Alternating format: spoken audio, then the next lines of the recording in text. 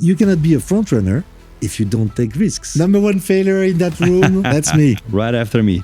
Death has gone through me. If you type it in Google, don't do it at night. Okay. You don't sleep well. I'm frightened now. It's not about making money. It's about making someone happy.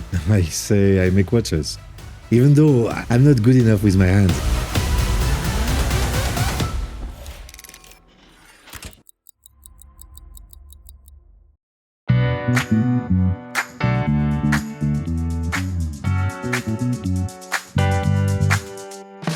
Welcome to the Escapement. Today's episode, we are in beautiful Le Château on a very cool location with the master chef himself, Xavier, the man behind Czapek, the revival, and also a hell of a grill master. So we're going to talk about watches today or your favorite types of meat? No, we talk about watches. Perfect. But we can always make an introduction, on the, Exactly. on the beauty of selecting the meat, of finding the best race, the best what, the best... It's the same process. So today, watches, food, good people, fun and laughter. You ready? Welcome.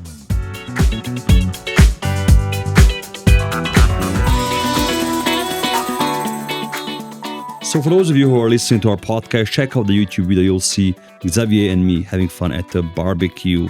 Thank you, Xavier, for the food. It was delicious. Thank you. And thank you for having us in your beautiful manufacture. Today, we're going to talk about watches, Yes. Czapek's story, and also your story and your involvement in the brand and the revival of the brand. So if you would be stuck in an elevator with somebody and you only have 2 minutes to explain to them what you do for work, what would you say? I say I make watches. Even though I'm not good enough with my hands. I'm just the director who doesn't play an instrument, but make the whole thing work together. Yeah, you make sure things are getting done. Huh? So what do people mostly misunderstand about Czapek? What do people? That's a very good one. So to answer that question, I have to think about all negative comments. We don't receive so many, but we do receive some, of course. And it's always helpful because we welcome them because it helps you get better. Some people don't understand why we revived Czapek. And the reason was simple. We felt it deserved to be revived. And we felt that there was no reason not to do it, knowing that I think less than 5 brands have never been out of business in all the 50 or 100 brands that are alive today and having a legacy. Most of them have, at one point, gone out of business and came back. And that's the story of Czapek. And the revival is a double revival because it's the revival of Czapek, but it's a revival of its founders, who are guys who were actually in a moment where they needed to create something, to get a flower to bloom. And that was their revival through the revival of the company. My question was always, because I know a few people who are either buying watch brand names or trying to revive others as well. What was the first thing you saw or read about Czapek that you were like, I need to do this? I think seeing the pieces that were sold in auctions was a rare moment, yeah. Seeing that there were so many pieces and they had something in common, but they were all different and they were alive for maybe the 1,000, 2,000, 3,000 pocket watch collectors that were avid about getting old pocket watches in the years 90s and 2000s, because it's after that the auction became a much bigger business for watches. How was the first year for you when you started the brand in terms of sales? Did people get it? It's the crazy years of the post-COVID era are away, and that's more sane. Yeah, that's nicer. So how was your year one? But year one was really tough. We went to Basel World. I remember we had the plan. We said, okay, we're going to sell 5 watches to 15 retailers. I don't know. We had maybe like 50 appointments with retailers. It was crazy. So it was a bit strange, to see everyone visiting us, but nobody actually buying. And we sold 1 watch to a retailer, and it was for himself because he fell in love and said, okay, I cannot take the brand, but I take one for me, please. And so as soon as we saw that, we said, okay, now we have to do a different business. We have to sell direct. And that's why we became so strong on the direct sale on the subscription watch. We are part of the first ones who made subscription watch in a very successful manner, because that was the only way for us to survive. Actually, we better be successful, you know. So was it like a friends and family? Yeah, there was that, and the shareholders. Yeah. And then we expanded around, and we had a website that was not exactly e-commerce, but that I would call e-concierge. So people could actually personalize their watch, get a picture of the watch they personalized, and get in touch with us, and we would come back to them and manage their order. And that all together, we made 88 watches, you know, from one in the Basel World in March to 88 in December. So nice. Different story. I'm sure you spend a lot of time at work and thinking about Czapek and the watches, past, present, future. But what do you do when you're not at work, when you're not thinking about watches? I try to take care of the kids and my wife. She's more taking care of me than I am, actually. So I try to do my part then. I would say that's the number one thing. The second thing, I'm a snowboarder. Yeah. So during the winter, I go snowboarding as much as I can because I love it. It's a moment of pure pleasure, and it's a good moment also of preparing for more work and getting ideas. Yeah. So it's you get a lot of oxygen in your brain and you forget everything and rethink about everything from a different angle. And get some après-ski as well, maybe. Not always, Not because always. I have to travel back and forth and I drive. So awesome. And did you always snowboard, or were you skiing before? And I mean, snowboarding is important because I started when I was 14. So snowboarding was not existing. Yeah. We saw videos of guys, you know, surfing the mountain. We felt that's so cool. And so we were a bunch of friends and we started thinking, you know, how could we do one ourselves? And we looked to find the ways to do it.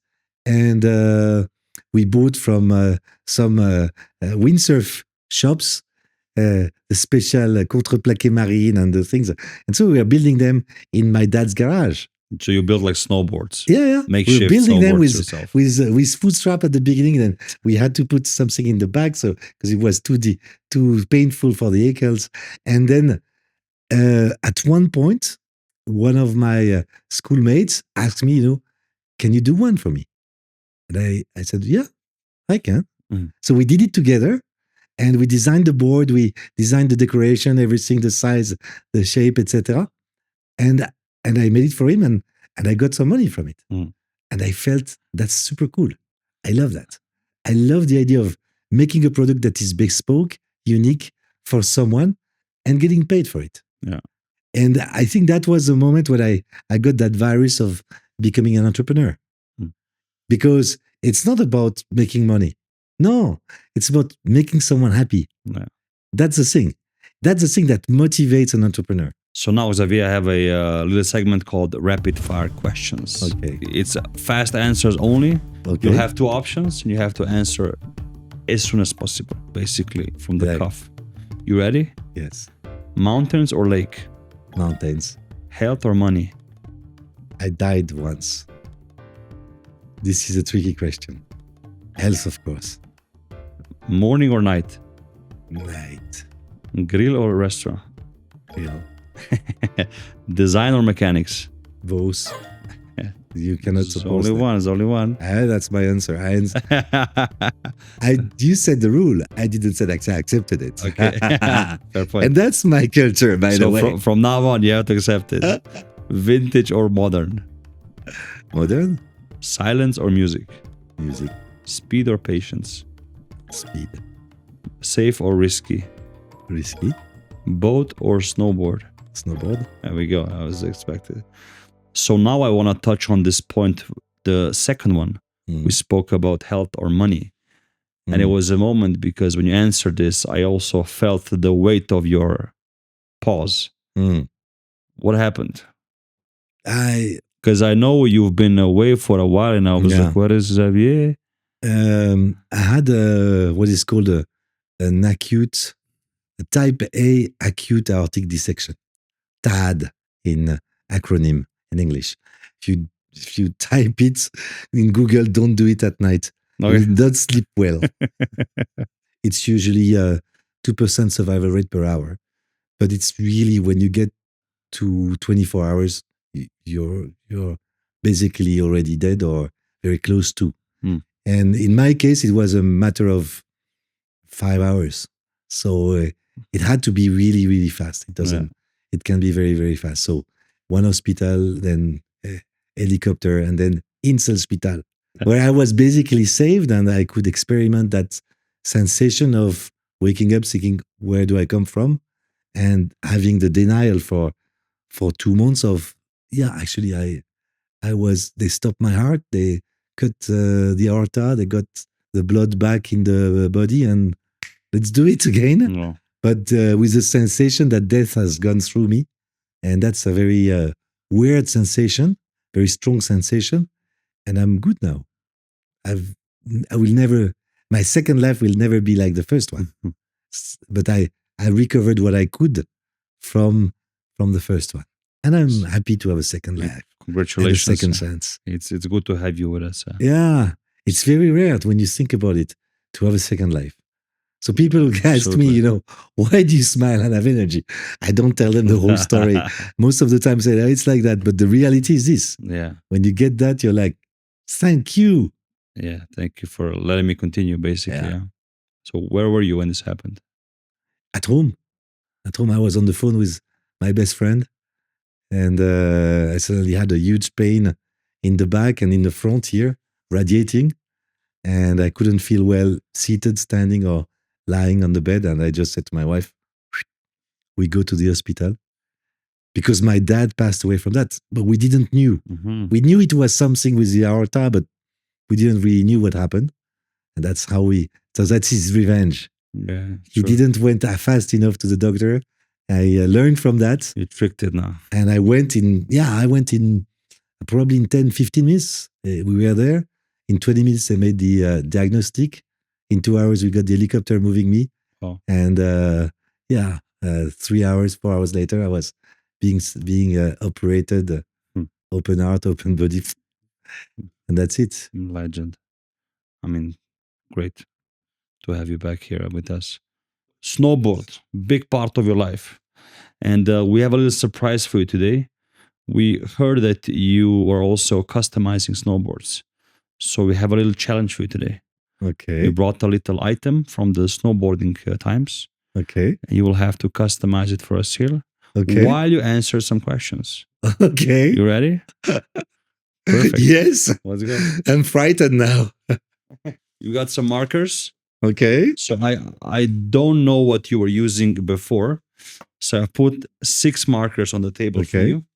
And there is a helmet for you to customize. A black helmet, which is primed already. So you can basically... That's fantastic because the thing is that I explained to you, I am not the designer because I know that I'm not good at designing.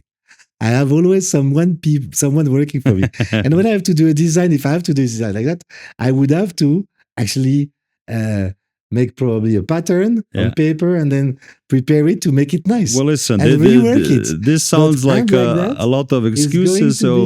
It's going to be tough. So I always like the black and blue combination. Yeah. So you have a black helmet. Yes. The way this challenge now works is you will draw, and then I'm going to ask you questions in between, and at the end you will explain to us what you drew. Okay. So and for everybody listening to the podcast, check out the YouTube video as well. Link in the description to see what Xavier drew. You can start, Xavier. You don't need to wait for me here. Okay. You can focus. Start with your masterpiece. And again, nobody will judge you except everybody seeing this video. That's it. So guys, comment down below. I'm in trouble now. You're good. You're in safe hands. So what did snowboarding represent to you back then when you were young? Why did you love it so much? And you have to keep on... Freedom. Yeah. And also different from everyone. And it's also a kind of a renegade underdog sport, Yeah. It was forbidden at one point to be taking the lifts. And then we got the acceptance that, we can go on the lift, but we're always going off tracks and making tricks and jumps, etc. So that was cool.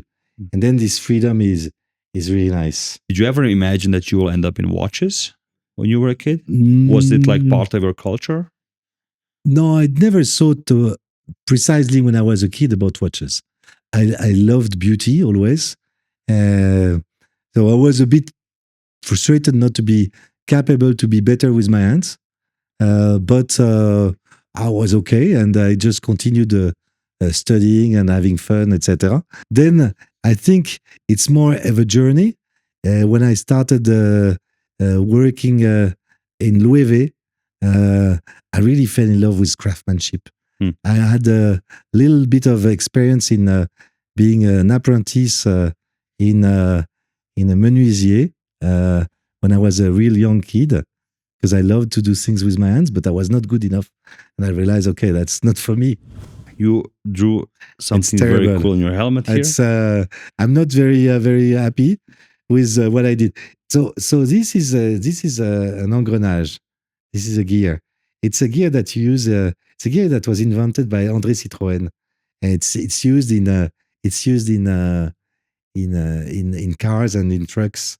It's not used in watchmaking. So through the middle of the whole helmet. You don't use the V.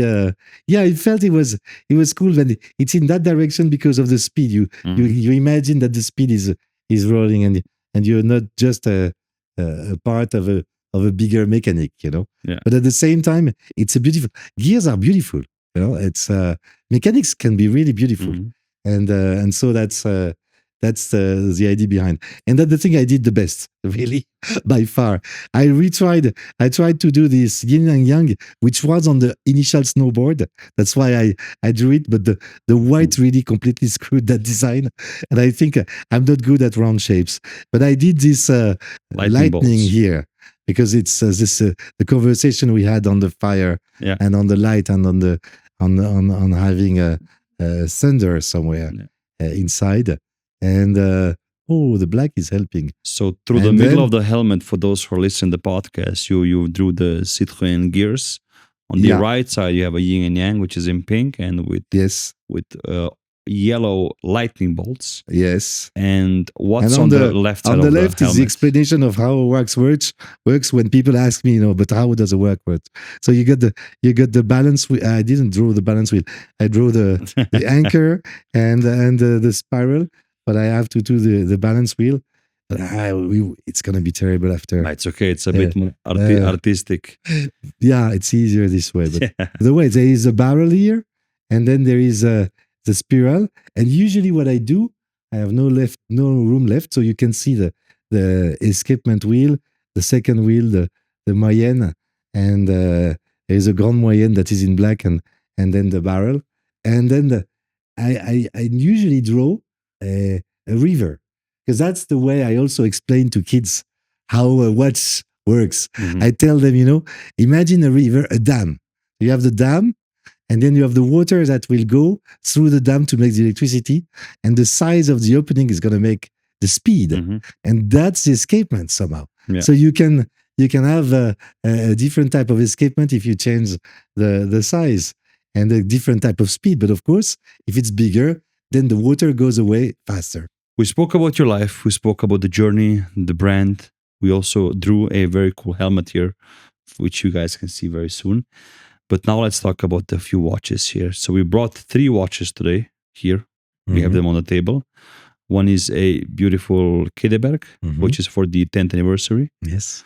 And also this beauty, which we spoke about before, and a very cool tourbillon on the wrist.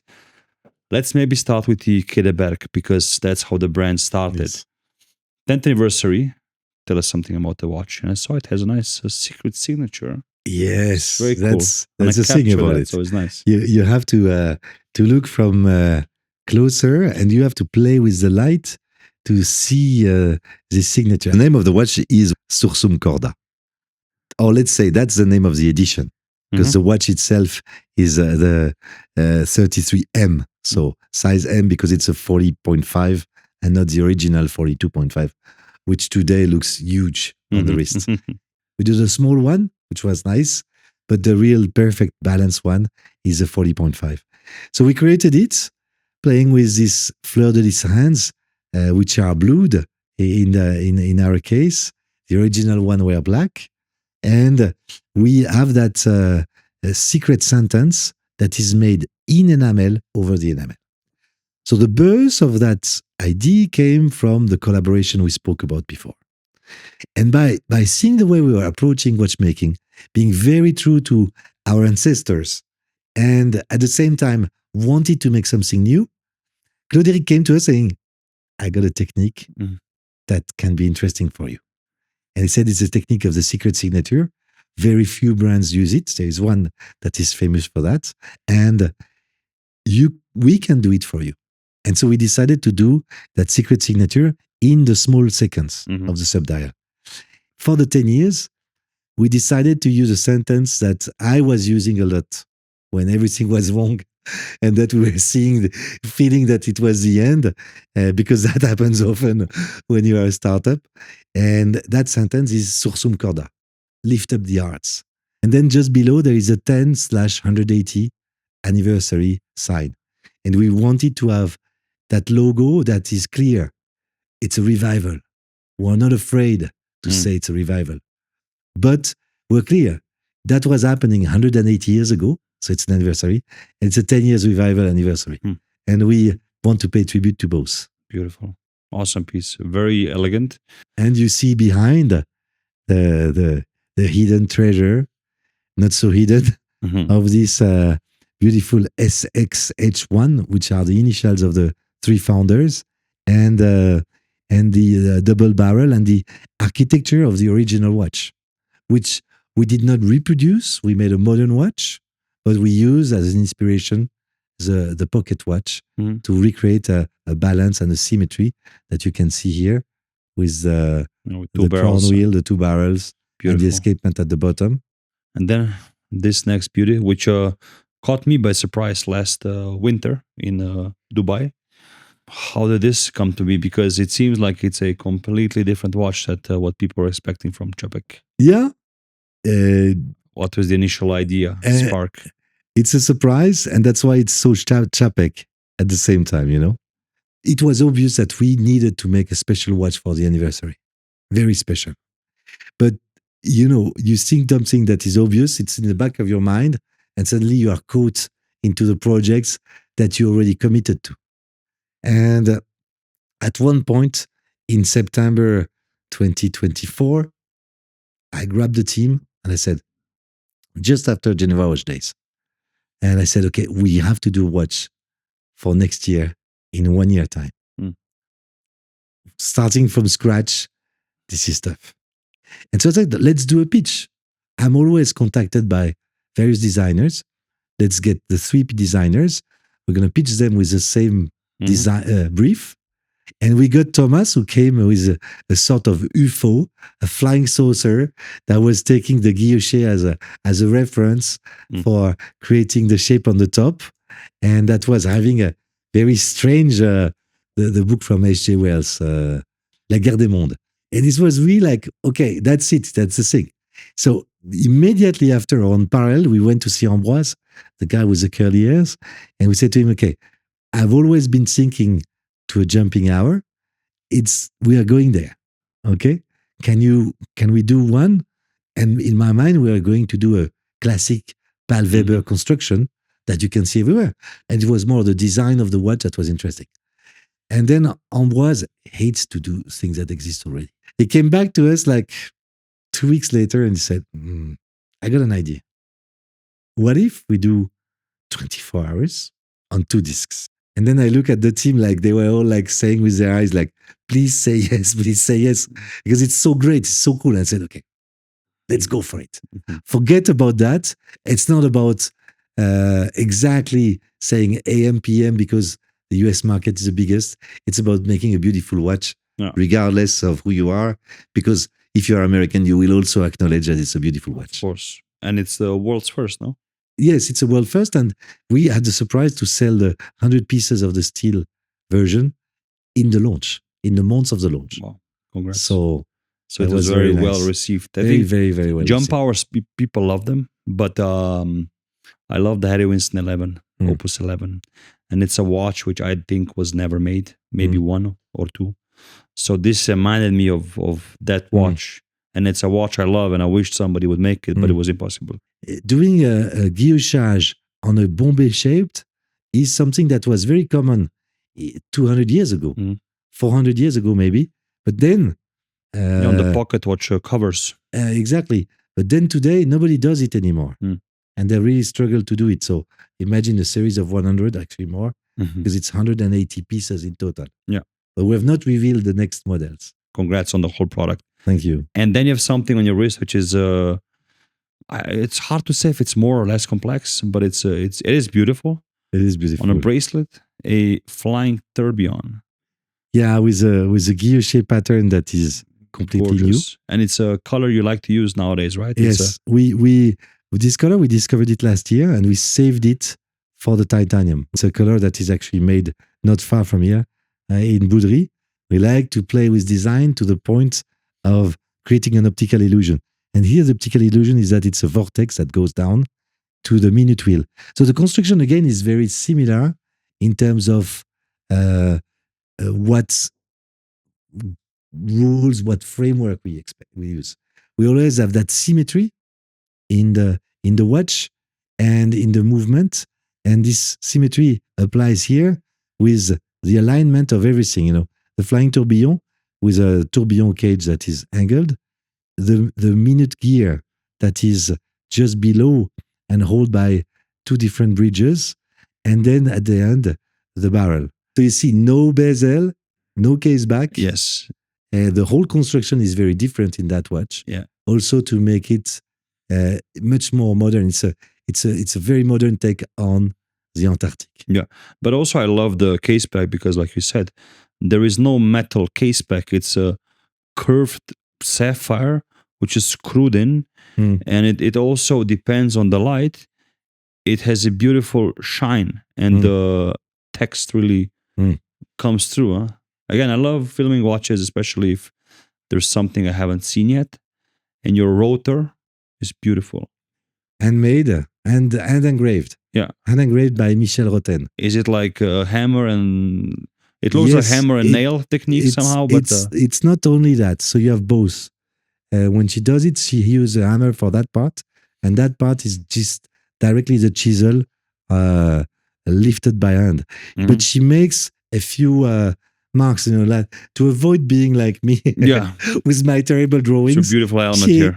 She has a reference and so she makes a perfect line by using, so she drops a reference first and then she directly engraved each of the 180 rotors that will be made. So I have a fun segment here which doesn't actually talk so much about your watches. It's one word answers only. Okay. And no explanations from your side. You just have to answer. One word. And people can then ask you privately, why did you choose that? Favorite watch under 5,000 Swiss francs? Studio Underdog, watermelon. Sorry. That's 3 words. Yeah. I failed. You failed in the first one. Number one failure in that room. That's me. Right after me. So, favorite non-independent watch brand? Vacheron Constantin. Oh. Which independent brand do you admire most? MBNF.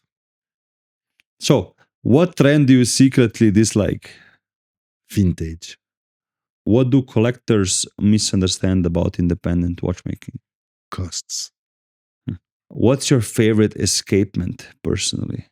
It can be old, new, working, not working. Okay. So the detente escapement has some fascination. Yeah, it's interesting.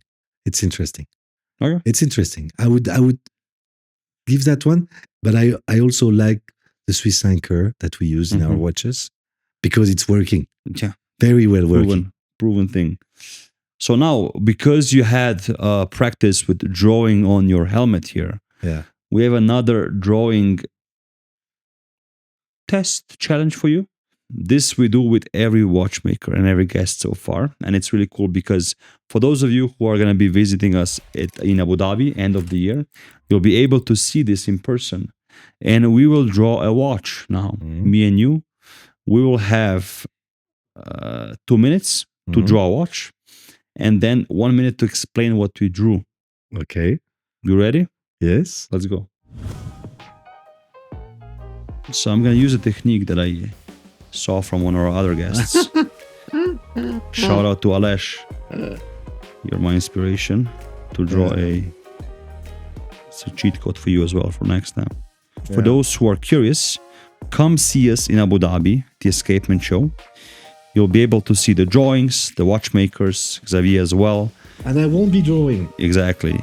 He can. He's now getting into practice. How much time we have left? I think we need to focus on the drawing. You're really bad. Really bad boy. Talk to management after this, you know.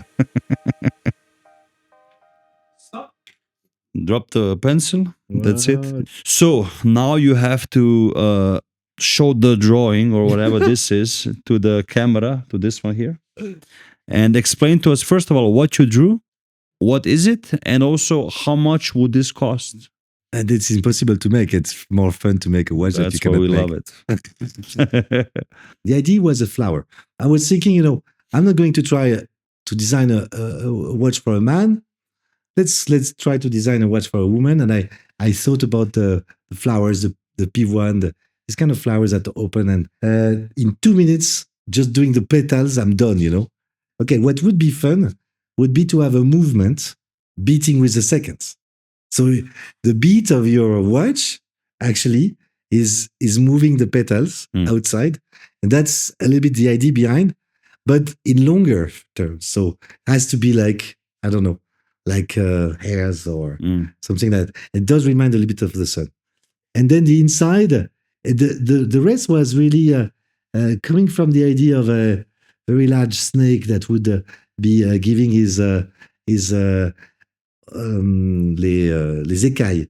That's the scales, or of a fish also could be something that would be like an animal that come from the abyss and is there. Large, and then the inside was of course guilloché, but a different guilloché that also was reminding of the abysses. So I got, and then the bezel was not. So nice. I don't think this is a tribute to mankind, really. But good job, at least. Listen, I think the concept is very solid. And there is a concept. Exactly. We always love the moving parts, Exactly. The dynamic. Well, it's good stuff. So, good job, by the way. I think it's a good concept. So, if anybody wants to make it, you can contact him as well. I made a pocket watch because I think it's easier to draw. So, I made a pocket watch which has 5 time zones and also like a kind of a guilloché here. And then the home time or the time you're currently on is in the middle. The first idea was a perpetual calendar, very traditional. But then I thought about Rock mentioning we have only 10 seconds left. So I turned it into a 5 time zone pocket watch. They do exist. I've seen one in the Ulysse Museum and different museums across the world. So it's something I want to get in the future. But that's it. Okay. So the idea with the cup helped to make a round watch, finally. That's it.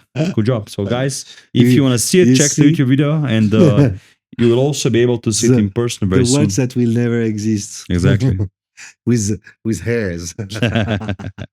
So Xavier, there was a good challenge with the drawing. And again, we collected all of the drawings so far. We will have approximately 40 at the end of this year.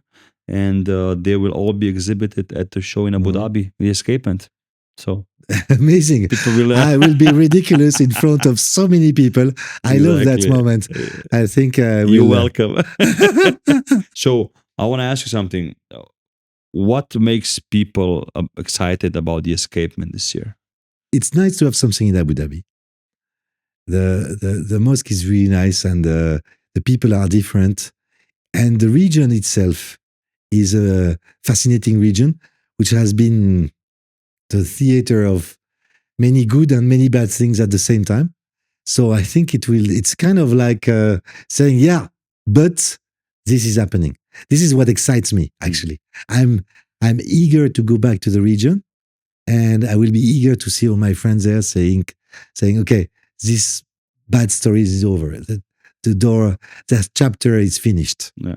Let's move on. Awesome. And what makes a good escapement? Alors, what makes a good escapement to everyone is different from what to me. From everyone, it's the quantity of energy that the escapements will actually need, and the less is the best, to be absolutely isochronic and easy to regulate. And if you follow that trend, you actually have to think that to make an escapement stop and start and stop and start is illogical, because you're consuming all the energy there. And the logic then is to go to another type of escapement where you never stop them. And I disagree. I think what is beautiful is to have a heart that stops and starts. And I'm relatively well placed to speak about that. You have some experience in that, yeah. I have some experience in that. I think you're the man to talk about that. so I have a different view. So for me, really, to respect that beat is what makes a beautiful escapement. I think next watch you have to make is a dead beat. Seconds. It's in the back of my mind for so long. Right. I actually spoke to you about that. Exactly. And I spoke to Dan about that. Well, he spoke to me about that. Actually, it's different. It's complex. We can't talk about it too much. Yeah. Or you have to do the mundane, the railway track clocks, Yes. It stops at 12 and then I'm back. Yeah. I love that. I love that moment. Okay, it's going to continue. And then every minute, the same thing. Yeah. And what makes the escapement exciting? As an event, it's that the concept will be bringing things to the next level. That's what I like. That's what I liked in the approach of the team behind the escapement. Because we, as a company, we are in a moment of change, which is difficult. It's like when you are from middle teenage to the end of the teenage. That's another change, or from teenage to young adult. This is where we are, and it's a lot of change, and it's tough. And we feel that also the history of the Indies, which has been growing for 10 years and then accelerating for the last 10 years like crazy, is getting to a new era. And I think that a lot of people, including the collectors, are willing to have something else, something different. And they are making a trial on something that is different. And I love that. I reckon the risk, the danger, but also you cannot be a front runner if you don't take risks. Yeah, true. And we will see how it all pans out very, very soon, guys. And we welcome you all to come there to join us. After everything we talked about today, what does the escapement mean to you? A fantastic experience for the end of the year. A place to go and something new. So it's exciting for sure. Awesome. Xavier, this was a pleasure. It was a pleasure to talk to you, to Thank you. learn more about you, your story, your second life and your first life. Yes. And also for you guys. And my talents. And your talents as well, to see you drawing 2 times. Now you know that I have no talent here. So I have to have something else maybe somewhere. I don't know. Exactly. you know. But I think you're doing things right, and you have your special spark, which keeps this company going and also keeps it, I think, evolving, which is nice for all the people witnessing it. So Xavier, thank you for sharing your escapement with us. Thanks, Marco. See you soon. See you very soon. And for all of you watching here, I hope you enjoyed the podcast. Check out the other ones. And obviously, at the end of November in Abu Dhabi, join us, share your watches with us, and also discover new watches from everybody attending. It's more than escapement. It's a getaway. Exactly.